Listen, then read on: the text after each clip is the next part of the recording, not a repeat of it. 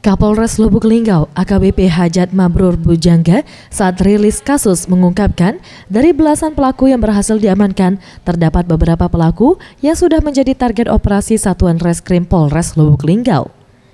Dua kasus yang menjadi target operasi Polres Lubuk Linggau berhasil diungkap selama operasi Sikat Musi 2016, yakni tersangka Zainal Abidin dan Dedi Supriyadi yang merupakan komplotan pencuri sapi.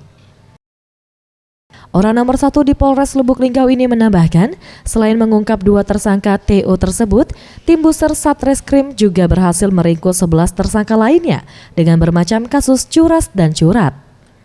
Sama lihat di belakang kata yang menjadi atensi Bapak Kapolri maupun Bapak Kapolda, yaitu 3C, curat, curas, dan curanmor.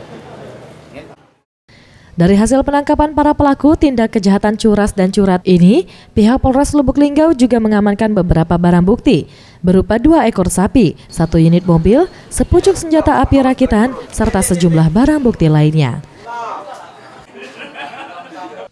Ferry Setiawan, Sriwijaya TV.